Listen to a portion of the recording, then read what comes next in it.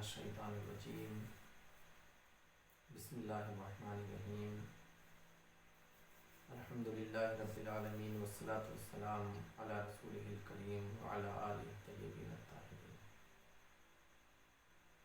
ولعنۃ الدائمۃ علی اعدائہم اجمعین۔ بسم اللہ الرحمن الرحیم اللہم صلی علی محمد وآل محمد وعجل فرجہم۔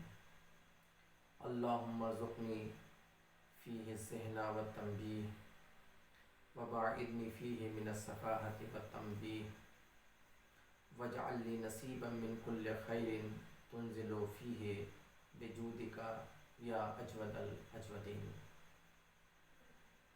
خدایا مجھے ذہانت اور ہوشیاری عنایت فرما اور مجھے حماقت و فریب کاری سے دور رکھنا، مجھے ہر اس خیر میں حصہ دار بنا دینا جو تو اس مہینے میں نازل کرتا ہے کہ تو بہترین کرم کرنے والا ہے۔ معصوم نے بندے مومن سے کہا کہ تو اپنے پروردگار سے آج اس تیسرے دن تین چیزوں کا مطالبہ کر۔ سب سے پہلا مطالبہ ذہن اور حافظے کا قوی ہونا، کہ پروردگار میرے ذہن اور میرے حافظے کو قوی بنا دے۔ دوسرے، مجھے بیہودہ اور فریب کاری سے دور رکھنا۔ تیسرا جو مطالبہ اس دن ایک بندہ اپنے خدا سے کرتا ہے وہ یہ ہے کہ پروردگار اس مہینے میں نازل ہونے والے ہر خیر میں مجھے حصے دار بنا دینا۔ جس وقت ہم ان تینوں دعاؤں کو دیکھتے ہیں تو سب سے پہلی چیز ہے انسان کا ذہن اور حافظہ۔ اس دعا میں صفاحت اور تنبیہ دو لفظ استعمال ہوئے ہیں۔ صفاحت یا صفی حکیم اور عقل مند کے مقابلے میں آتا ہے، اس کی ضد ہے، اور صفاحت عقل و حکمت کی ضد ہے۔ اور تنبیہ من گھڑت، دھوکہ دھڑی، ان تمام چیزوں کے معنی میں حماقت، لا علمی کی وجہ سے جو کام انجام دیتا ہے ان تمام کاموں کو تنبیہ کہا جاتا ہے۔ لہذا پہلی نعمت کہ جس کے بارے میں ایک بندہ اپنے خدا سے دعا کر رہا ہے، پروردگار اللہم ارزقنی فیہ الذہن والتنبیہ، پروردگار میرے ذہن کو مجھے ذہانت اور ہوشیاری عنایت فرما۔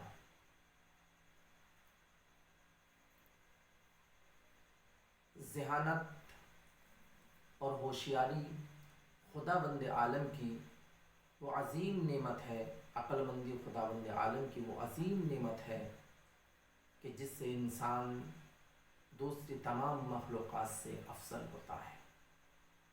اگر انسان کے پاس یہ عقل و شعور نہ ہو یا ہوتے ہوئے پھر انسان اس کو استعمال نہ کرے تو پھر یہ دیگر مخلوقات سے بدتر ہو جاتا ہے، جیسا کہ میں ابھی آپ کے سامنے انشاءاللہ اس چیز کو بیان کروں گا۔ تو عقل و خرد، عقل مندی، حافظہ، یہ وہ نعمت ہے کہ اگر انسان کے پاس نہ ہو، عقل نہ ہو، تو لوگ اس کو دیوانہ سمجھ کر پھر پتھر مارا کرتے ہیں۔ لہٰذا ہر انسان کی یہ ذمہ داری ہے کہ اگر وہ لوگوں کے پتھروں سے بچنا چاہتا ہے تو اپنی عقل و فکر کو، اپنے شعور کو بیدار کرے اور اس کو ان کاموں میں لگائے کہ جن کا خود خداوند عالم نے حکم دیا ہے۔ اور یہ حافظہ انسان کا اس وقت ضعیف ہوتا چلا جاتا ہے جب یہ انسان گناہ پہ گناہ کرتا چلا جاتا ہے۔ لہٰذا اگر ہم یہ چاہتے ہیں کہ ہمارا حافظہ، ہمارا ذہن تیز ہو تو پھر ضروری ہے کہ ہم گناہوں سے بچیں، گناہوں سے دور رہیں۔ عربی کا ایک شعر ہے کہ جس میں اسی چیز کی جانب اشارہ کیا گیا ہے، شکوت الی وکیع سوء حفظی फरशुदनी इला तर्किल मासी ज़ालिका अन हफ़िज़ल इल्म फ़ज़लुन व फ़ज़लुल्लाहि ला युती लिआसी, कि मैं शिकायत करता हूँ अपने हाफजे के अच्छे ना होने के परवरदिगार से। तो फिर उसके बाद होता है फरशुदनी इला तर्किल मासी, तो तुम्हारी जिम्मेदारी है कि तुम मासियत से नाफरमानियों खुदाबंदी से दूर रहो। क्यों? वज़ालिका अन हफ़िज़ल इल्म फ़ज़लुन, इसलिए कि इल्म को महफूज करना, इल्म को हिफ्ज़ करना, इल्म को बाकी रखना ये एक फ़ज़ल है। व फ़ज़लुल्लाह ला युती लिआसीन, और अगर फ़ज़ल खुदाबंदी वो है कि जो खुदाबंद आलम कभी भी गुनहगार बंदे को नहीं देता है। किसी शख्स ने एक आलिम से सवाल किया कि मेरा जहन बहुत कमज़ोर हो गया है, कोई चीज़ मुझको हिफ्ज़ नहीं हो पाती है, आखिर में क्या करूं? तो उन आलिम बुजुर्गवान ने इरशाद फरमाया कि देखो, अगर तुम ये चाहते हो कि जो भी चीज़ तुम सुनो या पढ़ो वो तुमको हिफ्ज़ हो जाए, तो फिर तुम्हारी जिम्मेदारी ये है कि तुम गुनाह करना कम कर दो। जितने तुम गुनाह कम करते चले जाओगे उतना ही तुम्हारा जहन बढ़ता चला जाएगा। लिहाजा हमारे उलमा की तारीख़ में मिलता है कि जो मुज्तहिदीन हैं, जो उलमा हैं, उनका जहन जितनी उम्र बढ़ती चली जाती है उतना ही उनका जहन कवी होता चला जाता है।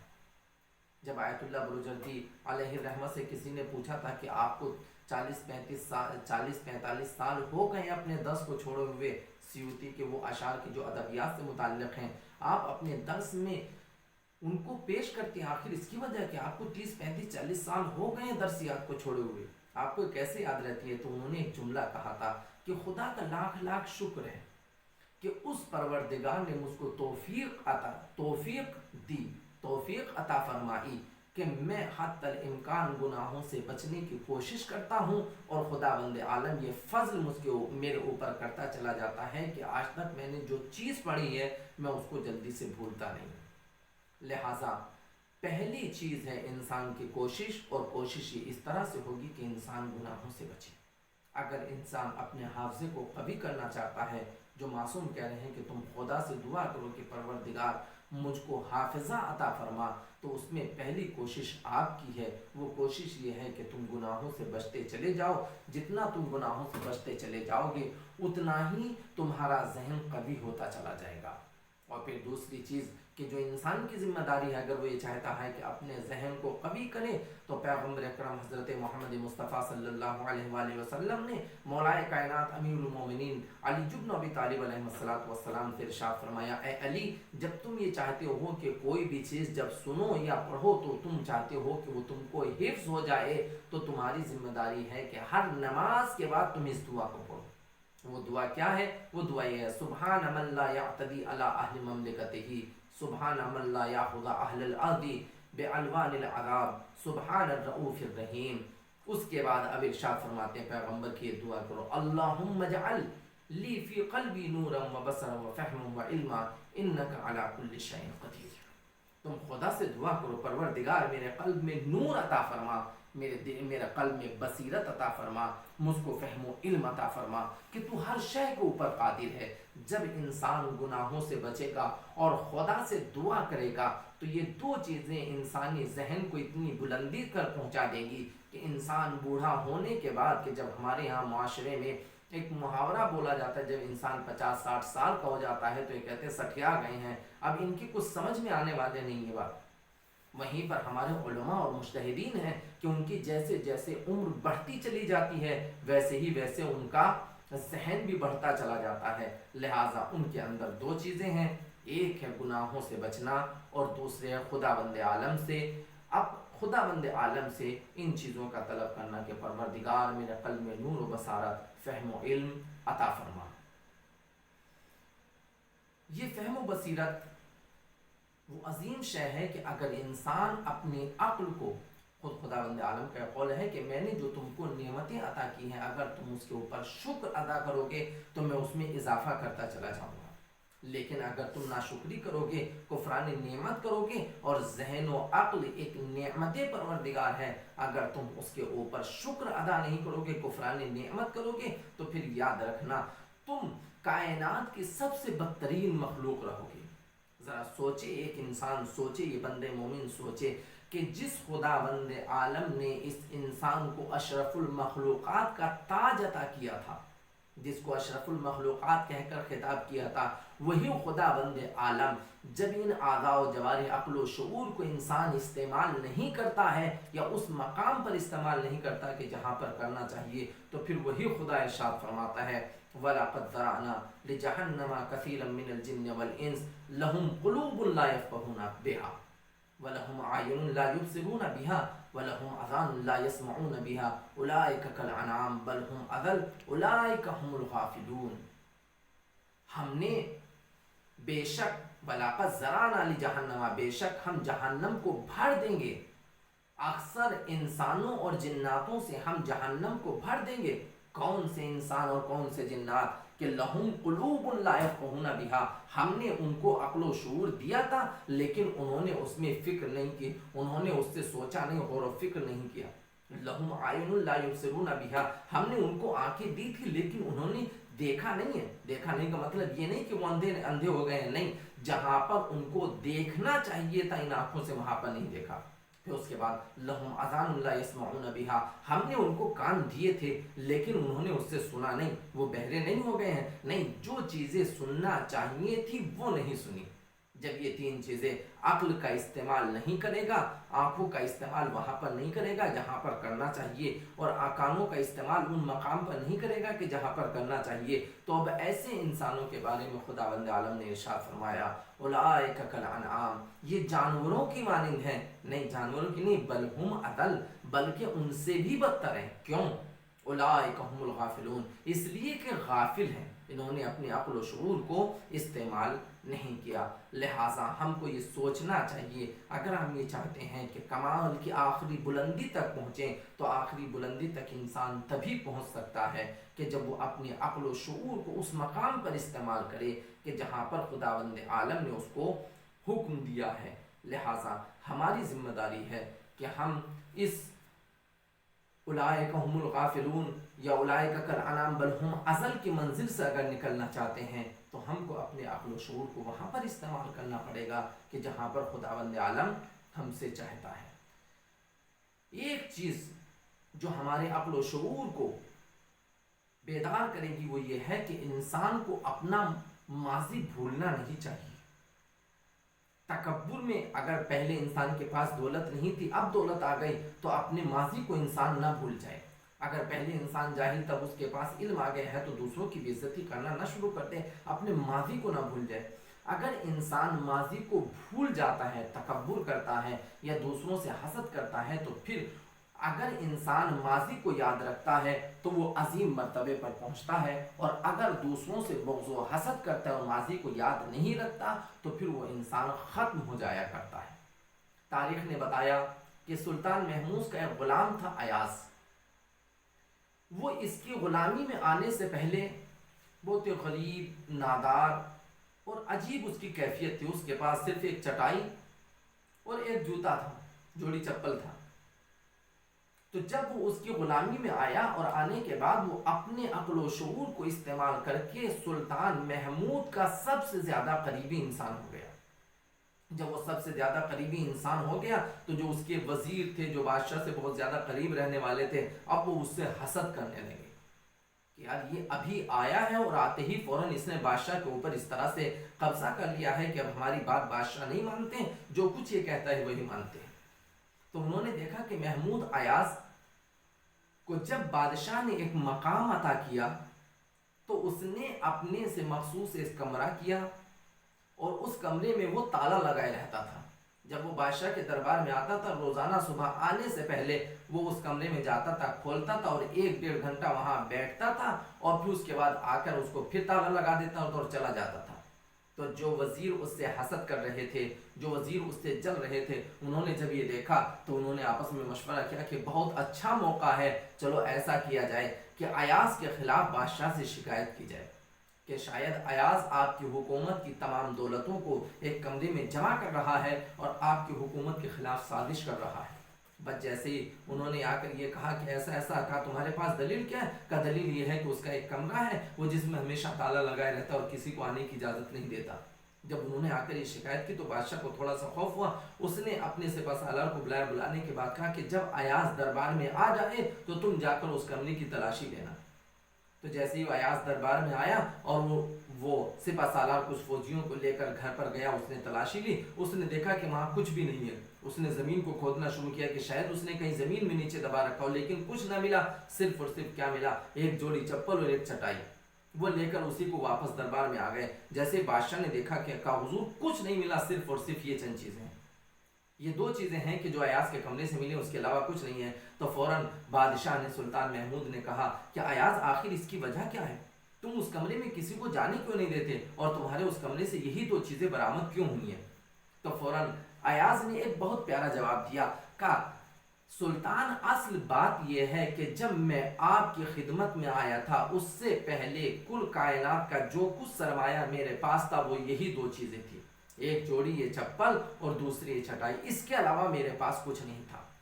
جب میں آپ کے پاس آ گیا تو خداوند عالم نے مجھ کو بہت سی نعمتیں عطا کی، ہر نعمت سے مجھ کو نوازا، تو میں آپ کے پاس آنے سے پہلے ان دونوں چیزوں کو وہاں پر جا کر دیکھتا ہوں تاکہ اپنے ماضی کو نہ بھولنے پاؤں، اس لیے کہ اگر اپنے ماضی کو بھول جاؤں گا تو پھر میری حیثیت کچھ بھی نہیں رہ جائے گی۔ تو ایاز نے جیسے یہ جملہ کہا بادشاہ خوش ہو گیا، فوراً ان وزیروں کو بلایا، بلانے کے بعد کہا کہ میں تم کو سزائے موت دیتا ہوں، تم بچ سکتے ہو اگر ایاز معاف کر دے۔ تو دیکھا جب انسان اپنے ماضی کو نہیں بھولتا ہے تو بلندی عطا ہوتی ہے اور حاسد ختم ہو جایا کرتے ہیں۔ انہوں نے اپنی عقل کو استعمال کیا حاسدوں نے، لیکن اس مقام پر استعمال نہیں کیا کہ جہاں پر استعمال کرنا چاہیے تھا۔ لہٰذا ہماری یہ ذمہ داری ہے کہ ہم عقل کو اس مقام پر استعمال کریں کہ جہاں پر استعمال کرنا چاہیے۔ لہٰذا ہر انسان کسی مومن کو کہ جو سیدھا سادہ رہتا ہے اور کسی کو کچھ نہیں کہتا، لوگ اس کو بیوقوف سمجھتے ہیں، لیکن پیغمبر ارشاد فرماتے ہیں اتقوا فراست المومن فإنہ ینظر بنور اللہ، دیکھو تم مومن کے فراست سے، اس کی عقل مندی، اس کی ہوشیاری سے بچو، اس لیے کہ وہ جو کچھ دیکھتا ہے وہ نور خداوندی سے دیکھتا ہے۔ لہٰذا ہماری یہ ذمہ داری ہے کہ ہم اپنے اس مطالبے کو کہ پروردگار ہمارے اس ذہن کو قوی کر دے، تو قوی کرنے کے لیے پہلے ہم کو گناہوں سے بچنا پڑے گا، دوسرے ہم کو خداوند عالم سے دعا کرنی پڑے گی، تیسری جو مطالبہ بندہ اس میں کر رہا ہے وہ یہ ہے کہ پروردگار مجھے ہر کار خیر، ہر خیر جو اس مہینے میں تو نازل کرتا ہے وہ مجھ کو عطا فرما، اس میں مجھے حصے دار بنا دے۔ وَاجْعَلْ لِي نَصِيبًا مِّن كُلِّ خَيْرٍ مِّن كُلِّ خَيْرٍ مِّن كُلِّ خَيْرٍ تُنزِلُ فِيهِ، پروردگار ہر اس خیر میں کہ جو تو اس مہینے میں نازل کرتا ہے مجھے بھی حصے دار بنا دے۔ پیغمبر اکرم حضرت محمد مصطفیٰ صلی اللہ علیہ وآلہ وسلم نے صحابہ سے ایک مرتبہ کہا کہ کیا میں تم یہ چاہتے ہو کہ میں تم کو ایک ایسی چیز بتاؤں، ایک ایسی بات بتاؤں کہ جس کے ذریعے سے شیطان تم سے اتنا ہی دور ہو جائے گا جتنا مشرق مغرب سے اور مغرب مشرق سے دور ہوتا ہے، یعنی دونوں کے درمیان اتنا فاصلہ ہو جائے گا۔ تو تمام صحابہ نے کہا یا رسول اللہ جلدی بیان کیجیے۔ تو پیغمبر نے ارشاد فرمایا کہ سنو، تم کو 3-4 کام وہ ہیں کہ جو تم کو کرنا ہے، اگر تم نے وہ 4 کام کیے تو یاد رکھنا کہ شیطان تم سے دور ہو جائے گا، جب شیطان دور ہو جائے گا پھر ہر خیر میں تم حصے دار بن جاؤ گے۔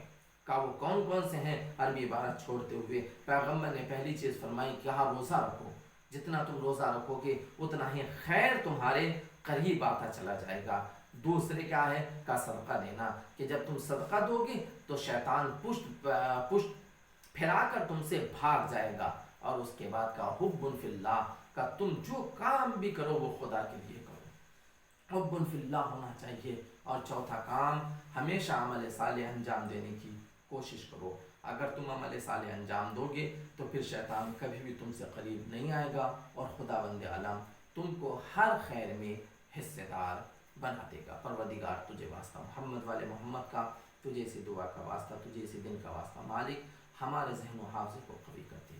پروردگار تجھے واسطہ محمد والے محمد کا، اس مہینے میں نازل ہونے والی ہر خیر میں ہم کو حصے دار بنا دے۔ وصلی اللہ علی رسول اللہ۔